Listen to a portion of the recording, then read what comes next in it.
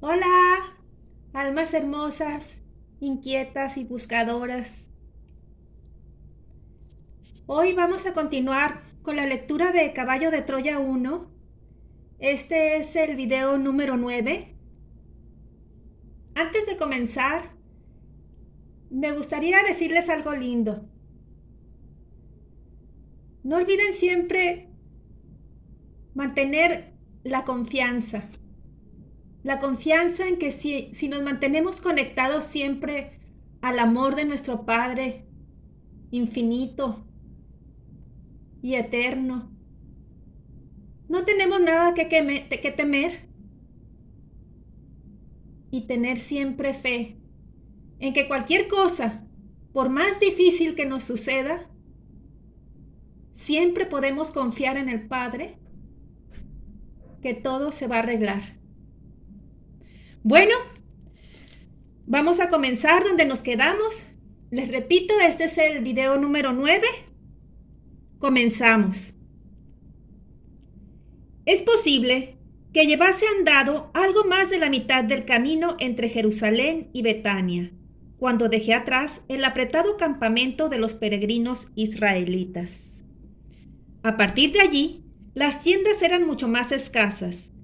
Si no fuera porque podría equivocarme, habría jurado que en el acceso a la ciudad santa se habían plantado más de 1 millar de improvisados albergues. Esto podía significar, a un promedio de 6 o 7 personas por tienda, unos 6,000 o 7,000 peregrinos. En aquel último kilómetro no observé, sin embargo, una disminución del intenso tráfico de gentes y bestias de carga.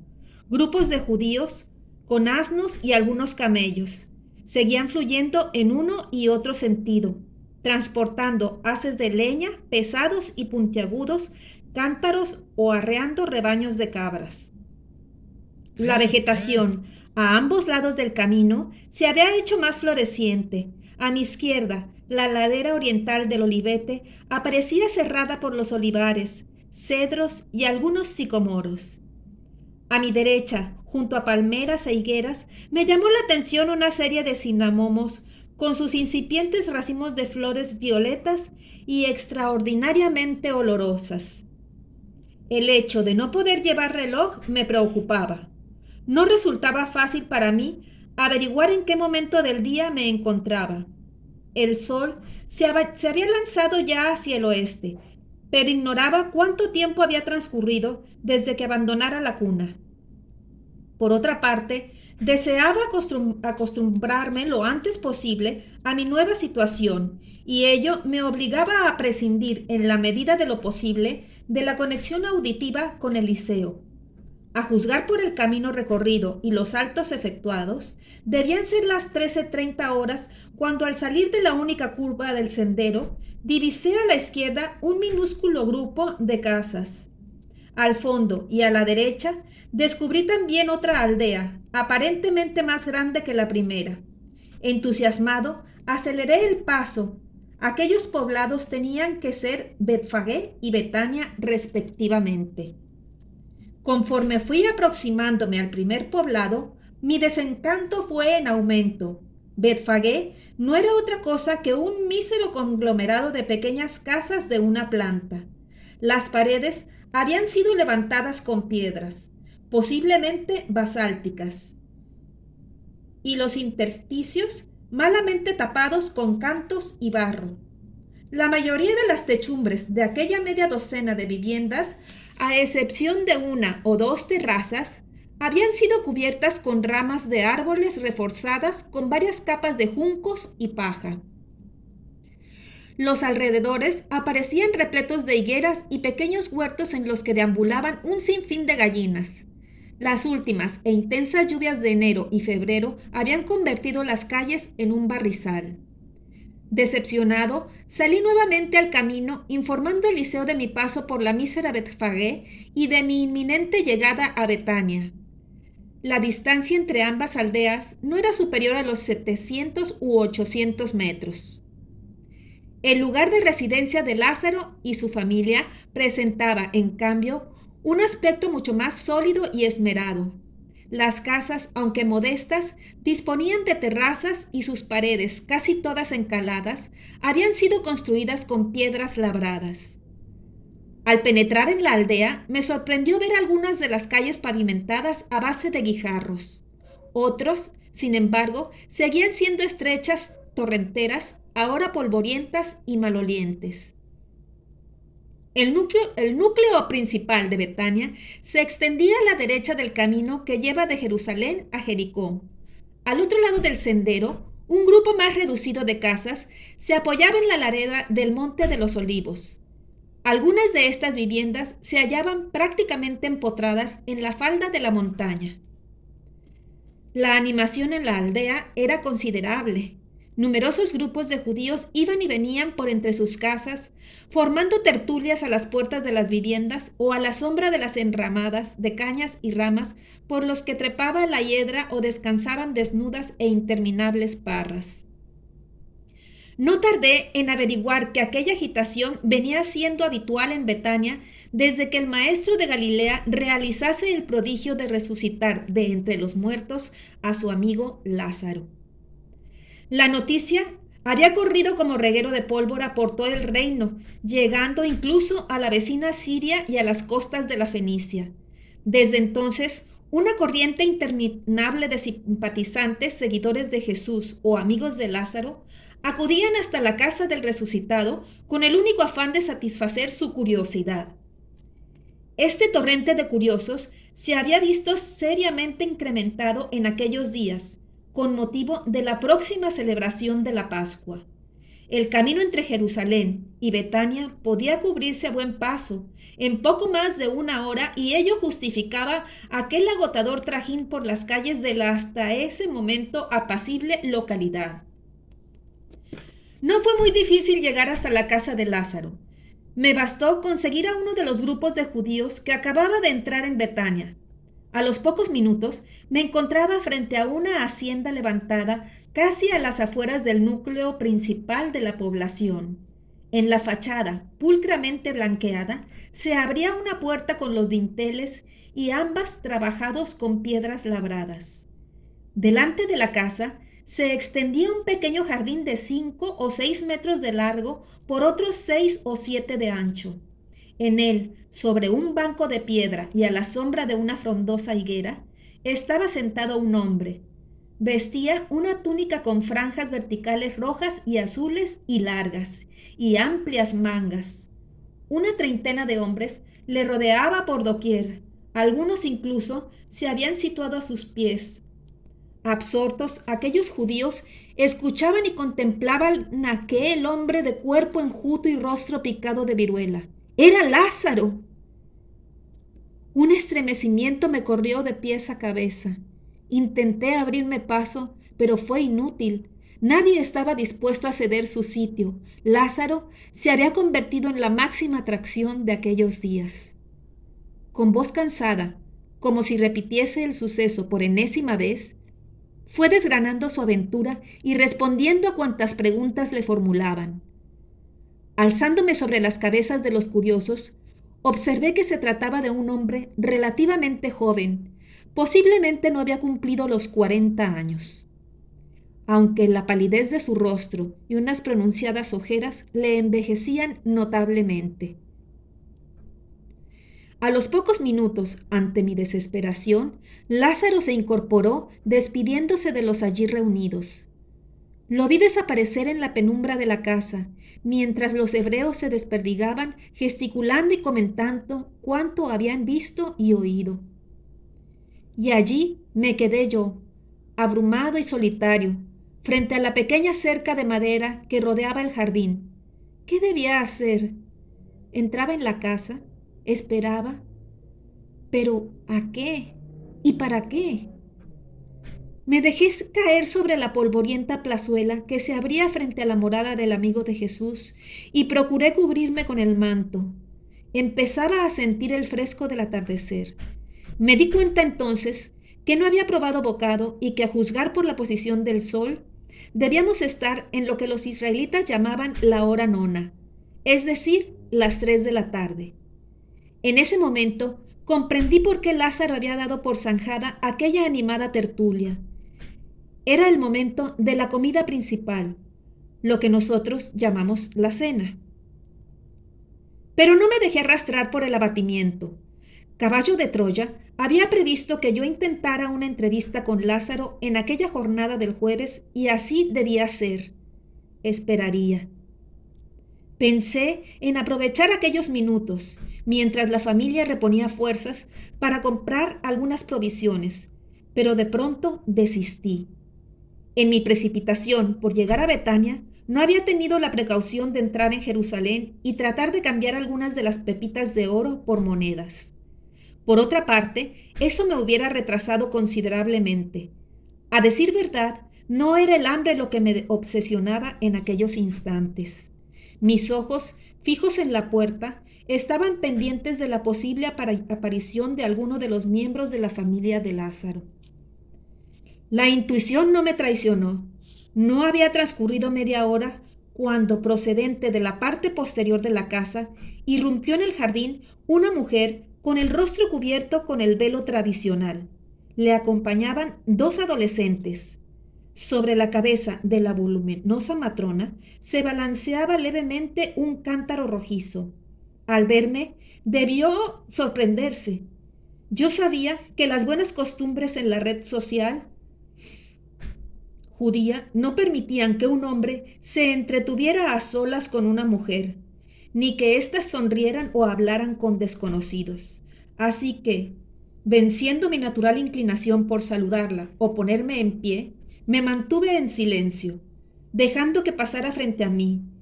La buena mujer desvió su mirada y aceleró el paso, perdiéndose por uno de los ramales que desembocaba en la plazoleta. Supongo que algo extraño debió notar en mi presencia porque, a los pocos minutos, uno de los muchachos volvía a la carrera, entrando en la casa como un meteoro. De inmediato aparecieron en el umbral del jardín 2 hombres y el jovencito que sin duda le había alertado sobre aquel extranjero que permanecía sentado junto a las blancas estacas de la cerca. Me puse en pie y esperé. Los hombres arropados en gruesos mantos color canela se aproximaron hasta mí. «¿Qué buscas, hermano?», me preguntó el que parecía llevar la voz cantante. El tono de su voz me tranquilizó. Había una gran dulzura en su semblante. Me llamo Jasón y soy de Tesalónica. Estoy aquí porque busco al rabí de Galilea. Él no está aquí».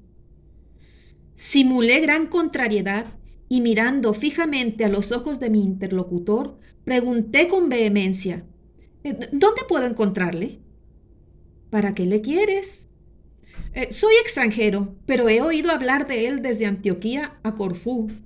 Llevo recorridas muchas leguas porque soy hombre a quien no satisfacen los dioses romanos ni griegos, y porque desearía conocer la nueva doctrina del rabí al que llaman Jesús». «¿Por qué le buscas aquí, frente a la casa de Lázaro?». «Desde mi llegada a las costas de Tiro, no he oído hablar de otra cosa que del último prodigio del rabí. Dicen que devolvió a la vida a su amigo Lázaro, muerto 5 días antes». «Eran 3 días los que mi señor llevaba sepultado», me corrigió el siervo. «Luego, es verdad», añadí mostrando una intencionada alegría. Antes de que pudiera intervenir de nuevo, le supliqué si podía ser recibido por Lázaro. «Quizá él sepa dónde puedo hallar al maestro». Los hombres intercambiaron una rápida mirada. «Aguarda aquí», concluyeron. «El amo no está repuesto del todo». Asentí mientras los siervos desaparecían en el interior de la hacienda. Ante la inminente posibilidad de una primera entrevista con Lázaro, aproveché aquellos segundos de soledad para informar al módulo de cuanto estaba sucediendo. Debí causar una buena impresión a los criados de Lázaro, porque a los pocos minutos era invitado a entrar a la casa. Traspasé el umbral con una mezcla de timidez y emoción. Lo que yo había supuesto como la fachada de la casa era en realidad la pared de un atrio o pequeño patio interior. La hacienda, por lo que pude observar, era mucho más extensa de lo que había imaginado. En el centro de este atrio rectangular y abierto a los cielos, se abría un estanque de unos 3 metros de lado. El piso, cubierto con ladrillos rojos, aparecía ligeramente inclinado y acanalado, de forma que las aguas pluviales pudieran caer desde los aleros de los edificios situados a la izquierda y derecha hasta el recinto central. Ambas estancias tenían la misma altura que la pared de la fachada, unos 4 metros aproximadamente. Luego supe que la de la derecha era en realidad una cuadra y que la de la izquierda se destinaba a depósito de áperos, arneses y rejas para el arado.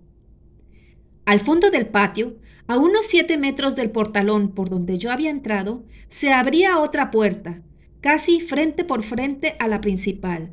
Allí me esperaba el hombre que yo había visto una hora antes al pie de la higuera.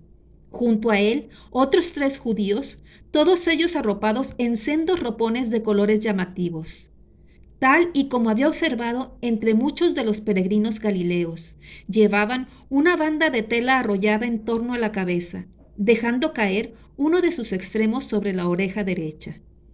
Tenían todos una barba poblada, pero con el bigote perfectamente rasurado. Lázaro, en cambio, mantenía la cabeza despejada, con un cabello liso y corto y prematuramente encanecido. Los siervos me invitaron a aproximarme hasta su señor. Al llegar a su altura, poco me faltó para tenderles mi mano. Lázaro y sus acompañantes permanecieron inmóviles, examinándome de pies a cabeza. Fue un momento difícil. Más adelante comprendería que aquella frialdad estaba justificada. Desde su resurrección, los enemigos de Jesús, en especial los fariseos y otros miembros destacados del Gran Sanedrín, venían mostrando una preocupante hostilidad contra el vecino de Betania. Si el nazareno constituía ya de por sí una amenaza contra los sacerdotes de Jerusalén, Lázaro, con su vuelta a la vida, había revolucionado los ánimos, erigiéndose en prueba de excepción del poder del Maestro. Era lógico, por tanto, que la familia desconfiase de todo y de todos. Aquella tensa situación se vería aliviada, afortunadamente para mí, en cuanto mis anfitriones se percataron de lo duro de mi acento, que me delataba como extranjero. ¿Me buscabas?, intervino Lázaro con gesto grave. Vengo de tierras lejanas, en busca del Leví de Nazaret, de quien cuentan que es hombre sabio y justo. Al desembarcar he sabido que tú eres su amigo, por eso estoy aquí, en busca de tu comprensión. Lázaro no respondió. Con un gesto me invitó a seguirle, y al trasponer aquella segunda puerta me encontré en un espacioso patio porticado, igualmente abierto pero cuadrangular. Aquella, sin duda, era la parte principal de la hacienda. Un total de 14 columnas de piedra de poco más de 2 metros de altura apuntalaban un segundo piso, todo el construido en ladrillo. La fachada inferior de la casa, la situada bajo el pórtico, había sido levantada con grandes piedras rectangulares. Pude contar hasta 7 puertas, todas ellas de sólida madera color ceniza. En el centro del patio había sido excavada una segunda cisterna. De sus 4 vértices partían otros tantos canalillos de piedra por los que supuse que recogerían las aguas de la lluvia. La piscina se hallaba prácticamente llena con un agua de dudoso colorido. Casi la mitad del patio se hallaba cubierto con un tejadillo de cañizo sobre el que descansaban los vástagos de 2 parras traídas por el padre de Lázaro desde la lejana Corinto en las costas de Grecia. El fruto de esta vid, de una casta muy preciada, tenía la particularidad de dar uvas sin granos. Durante mi existencia en Betania, tuve la oportunidad de saber que Jesús de Nazaret sentía una especial predilección por el fruto de aquellas parras. Lázaro y sus amigos cruzaron el empedrado piso del patio y se dirigieron a una de las puertas de la izquierda.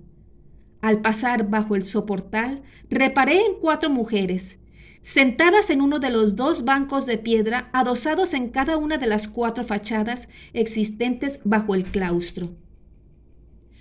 Todas ellas vestían cumplidas túnicas de colores claros, generalmente verdosos, con las cabezas cubiertas por sendos pañolones. Ninguna, sin embargo, ocultaba su rostro. Guardaré siempre un grato e imborrable recuerdo de aquella sala rectangular a la que me había conducido el amigo de Jesús. Allí transcurrirían algunos de los momentos más apreciables de mi incursión en Betania. Se trataba de la sala familiar, una especie de salón comedor de unos 8 metros de largo por 4,5 de ancho. 3 ventanas estiradas y angostas practicadas en el muro opuesto a la puerta. Apenas si dejaban entrar la claridad. Una blanca mesa de pino presidía el centro de la estancia, cuyo suelo había sido revocado con mortero. En una de las esquinas chisporroteaban algunos troncos, alimentados por el fuerte tiro del hogar. El fogón cumplía una doble misión. De una parte, servir de calefacción en los rudos meses invernales y por otra parte, permitir la preparación de los alimentos. Para ello, los propietarios habían levantado a escasa distancia de la chimenea propiamente dicha un murete circular de unos 30 centímetros de altura, formado por 4 capas en las que alternaban el barro y los cascotes. En su interior, entre las brasas, se depositaban los pucheros, así como unas bateas convexas que servían para cocer tortas hechas con masa sin levadura. Cuando se deseaba cocinar sin la aplicación directa del fuego, las mujeres depositaban unas piedras planas sobre la candela. Una vez caldeadas, las brasas eran apartadas y el guiso se realizaba sobre las piedras. En casi todas las paredes habían sido dispuestas alacenas y repisas de madera en las que se alineaban lebrillos, bandejas, soperas y otros enseres, la mayoría de barro o bronce. En el muro opuesto al fogón y enterradas como una cuarta en el piso, se distinguían 2 grandes y abombadas tinajas de una tonalidad rojiza acastañada. Alcanzaban algo más de 1 metro de altura y, según me comentaría Marta días después, eran destinadas al consumo diario de grano y vino. Una de ellas, en especial, era tenida en gran aprecio por Lázaro y su familia. Había sido rescatada muchos años atrás en las cercanías de la ciudad de Hebrón y había pertenecido, según el sello real, que presentaba una de sus 4 asas, a los viñedos reales. En una minuciosa inspección posterior, pude corroborar que, en efecto, la tinaja en cuestión presentaba un registro superior con las letras Imilk, que significaban perteneciente al rey. Su capacidad, sensiblemente inferior a la de la tinaja destinada al trigo, era de 2 batos israelitas. Siempre permanecía herméticamente cerrada con una tapa de barro sujeta a su vez con bandas de tela. El techo del aposento, situado a 2 metros, estaba cruzado por 6 vigas de madera, probablemente coníferas, muy abundantes en los alrededores. Otras partes techadas de la casa, excepción hecha de las terrazas, presentaban una construcción menos sólida. La cuadra y el almacén de los aperos propios del campo, por ejemplo, habían sido cubiertos con materiales muy combustibles, paja mezclada con barro y cal. Este tipo de techumbre, según me explicó Lázaro, tenía un gran inconveniente. Cada vez que llovía, era necesario alisarla de nuevo, con el fin de consolidar el material de la superficie y evitar las goteras. Para ello se valían de pequeños rodillos de piedra de unos 60 centímetros de longitud.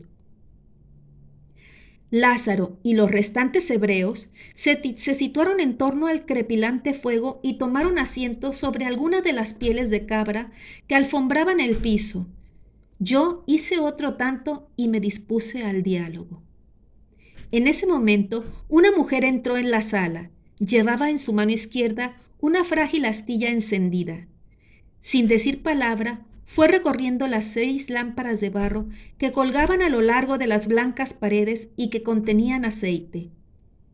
Tras prenderlas, tomó una lucerna, también de arcilla, e introdujo la llama de su improvisada antorcha por la boca del campanudo recipiente. Al instante brotó una llamita amarillenta. La mujer, con paso diligente, situó aquella lámpara portátil sobre el extremo de la mesa más próximo al grupo. A continuación, se acercó al hogar y arrojó sobre las brasas los restos de la astilla y 2 bolitas de aspecto resinoso. Las cápsulas de cañafistula, un perfume empleado con frecuencia entre los hebreos, prendieron como una exhalación, invadiendo el recinto un aroma suave y duradero. De pronto, sin apenas crepúsculo, la oscuridad llenó aquel histórico aposento. «Te rogamos excuses nuestro recelo», solicitó uno de los amigos de Lázaro. Desde que el sumo sacerdote José ben Caifás y muchos de los archieris del Sanedrín acordaron poner fin a la vida del maestro, todas nuestras precauciones son pocas. Sabemos que los vetusianos y esbirros de Ben Bebai, terció otro de los asistentes a la reunión, tienen órdenes de prender a Jesús. La fiesta de la Pascua está cercana y nuestros informantes aseguran que los bastones y porras de la policía del Gran Sanedrín estarán dispuestos para caer sobre el rabí. Solo aguardan una oportunidad. ¿Por qué?, intervine, mostrando vivos deseos de comprender. El maestro, según tengo entendido, es hombre de paz. Nunca ha hecho mal a nadie. Lázaro debió notar una especial vibración en mi voz. Aquel fue el primer paso hacia la definitiva apertura de su corazón. «Tú eres griego», respondió el resucitado, dándome a entender que yo ignoraba muchas de las circunstancias que rodeaban al rabí de Galilea. «No sé si conoces la profecía que acaricia y contempla nuestro pueblo desde tiempos remotos. Un día nacerá en Israel un Mesías que hará libres a los hombres. Pues bien, la casta sacerdotal cree y ha hecho creer al pueblo que ese Salvador tendrá que ser primero y sobre todo un sumo sacerdote. ¿El Mesías deberá ser miembro del Gran Sanedrín? Eso dicen ellos. Los largos años de dominación extranjera han fortalecido la esperanza de ese Mesías, convirtiéndolo en un jefe político que libere a Israel del yugo romano. Los sacerdotes saben que el maestro predica otro tipo de liberación y por eso lo consideran un impostor. Esto sería suficiente para terminar con la vida de Jesús, pero hay más. Lázaro seguía observándome con los ojos brillantes por una progresiva e incontrolable cólera. Esos sepulcros encalados, como los llamó el maestro, no perdonan que Jesús les haya ridiculizado públicamente. Es la primera vez en muchos años que alguien les planta cara, minando su influencia sobre el pueblo sencillo. Jesús, con sus palabras y señales, arrastra a las muchedumbres, y eso multiplica su envidia y rencor. Por eso han jurado matarle. Pero no lo conseguirán, apostilló otro de los hebreos. Interrogué a Lázaro con la mirada. ¿Qué querían decir aquellas rotundas palabras? El amigo amado de Jesús desvió la conversación. Por favor, disculpa nuestra descortesía. A juzgar por el polvo de tus sandalias y la fatiga de tu rostro, debes haber caminado mucho. Te suplico que, como hermano nuestro, aceptes mi hospitalidad. Aquel brusco giro en la conducta de Lázaro me desconcertó, pero le dejé hacer. El hombre abandonó la estancia, regresando a los pocos minutos en compañía de una mujer. «Marta, mi hermana mayor», explicó Lázaro refiriéndose a la hebrea que le acompañaba, «te lavará los pies». El corazón me latió con fuerza, y sin cerciorarme del error que estaba cometiendo, me puse en pie. El resto del grupo permaneció sentado. Era demasiado tarde para rectificar. Procuré serenar mis nervios. No podía negarme a los requerimientos de mi anfitrión. Hubiera sido considerado como un insulto al arraigo sentido oriental de la hospitalidad. Así que, colocando mis manos sobre los hombros del resucitado, le sonreí, agradeciéndole su delicadeza lo mejor que supe. No tuve casi tiempo de fijarme en Marta, la señora, puesto que este es el verdadero significado de dicho nombre. Antes de que su hermano hubiera terminado de hablar, ya había traspasado el umbral de la sala, perdiéndose en el patio porticado. Lázaro me rogó que tomara asiento sobre uno de los pequeños y desperdigados taburetes de 4 patas y asiento de mimbre que rodeaban la mesa. A los 5 minutos, la figura de Marta se recortaba nuevamente en la puerta, sujetaba en las manos un lebrillo vacío y de su antebrazo izquierdo colgaba un largo lienzo blanco. La seguía un niño con una jarra de bronce llena de agua. Como si se tratara de un hábito de lo más rutinario, la hermana mayor de Lázaro depositó el barreño a mis pies, ciñéndose lo que hoy llamaríamos toalla. Me apresuré a soltar las tiras de cuero que formaban los cordones de mis sandalias, mientras la mujer vaciaba parte del contenido de la jarra en el lebrillo. Al introducir los pies en la ancha vasija de barro, experimenté una reconfortante sensación. El agua estaba caliente. «Gracias», murmuré, «muchas gracias». Marta levantó el rostro y sonrió, dejando al descubierto un hilo de oro que servía para sujetar algunos dientes postizos. Aquel era otro signo inequívoco de la acomodada posición de la familia. Mientras la mujer procedía a la limpieza de mis doloridos pies, las 4 vueltas de los cordones habían dejado otras tantas marcas rojizas en la piel. Procuré observarla con detenimiento. Sin duda, Marta era mayor que Lázaro, aparentaba entre 45 y 50 años. Sus manos, robustas y encallecidas, reflejaban una intensa y larga vida de trabajo. Era una de talla muy similar a la de su hermano, alrededor de 1,60 metros, pero más gruesa y con un rostro redondo y curtido.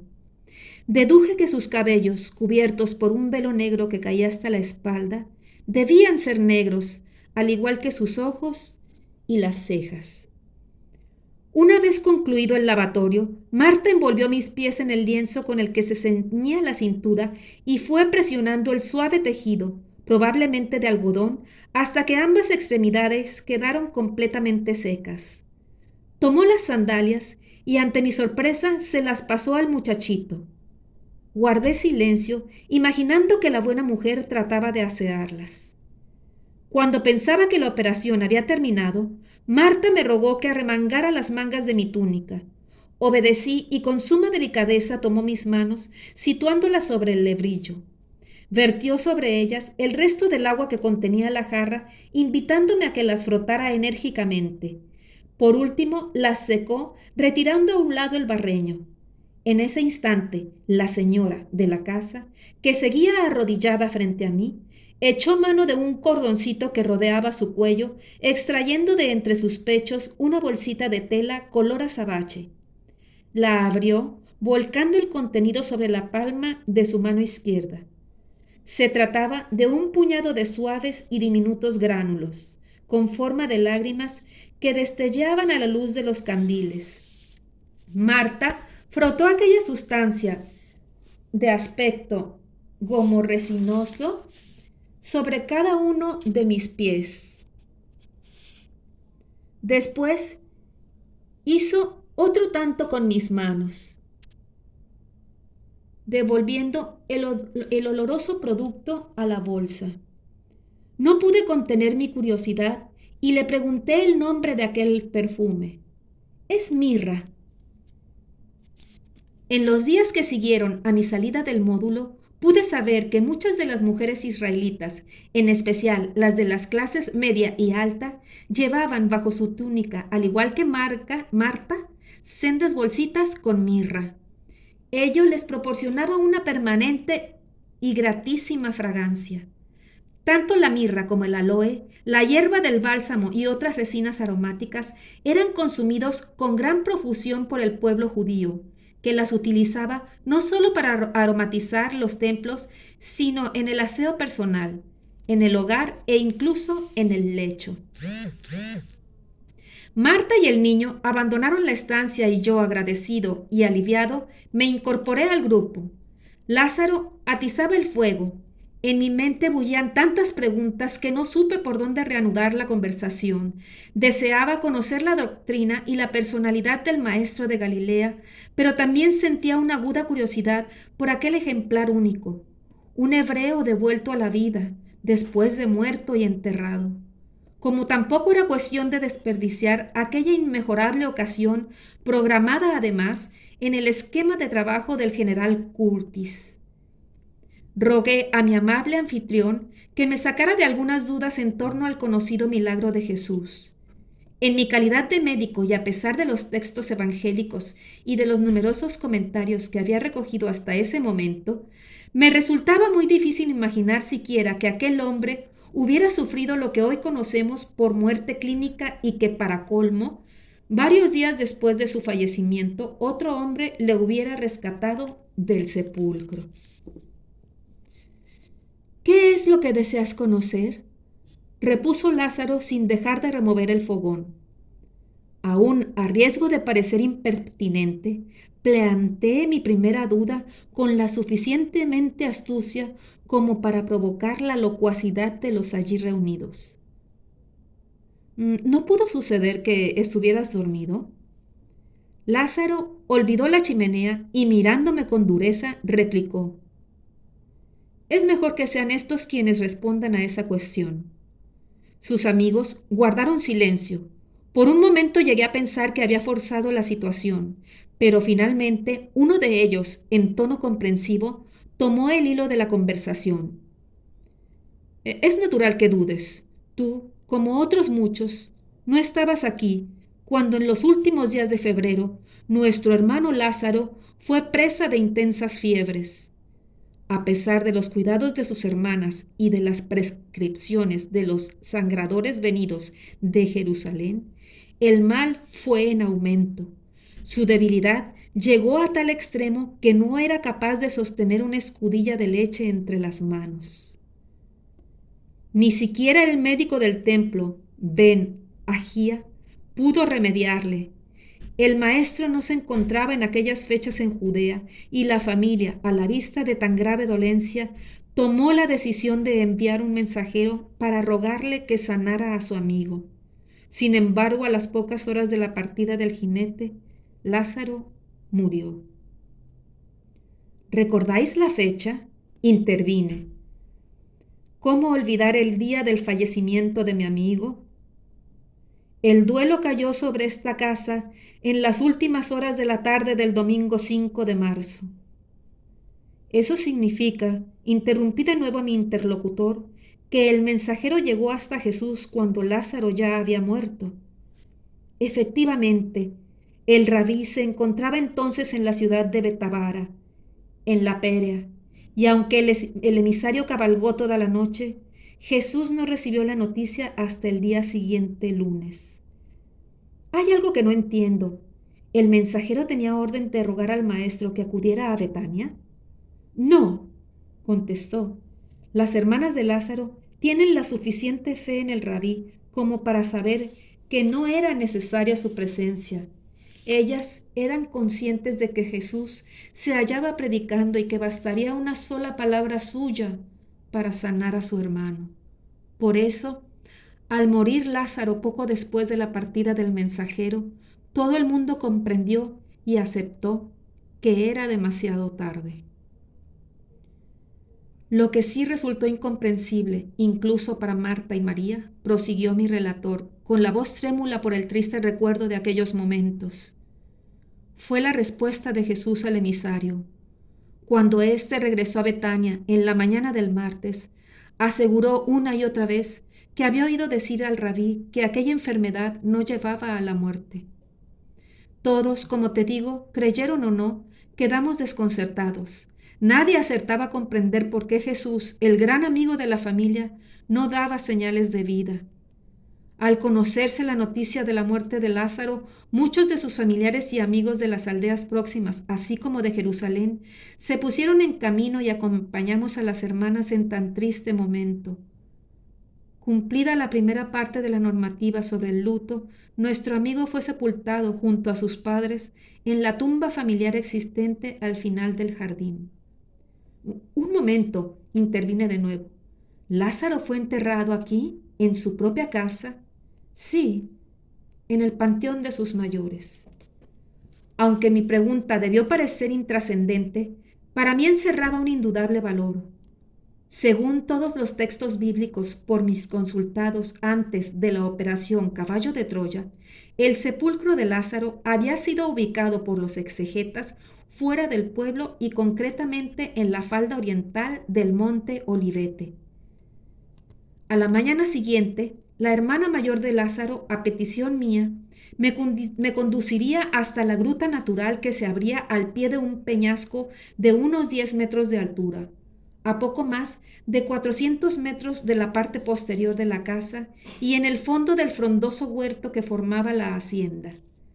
Aquella comprobación despejó mis dudas, fortaleciendo mi primera impresión sobre la desahogada posición económica de la familia, que había heredado de sus padres amplias zonas de viñedos y olivos.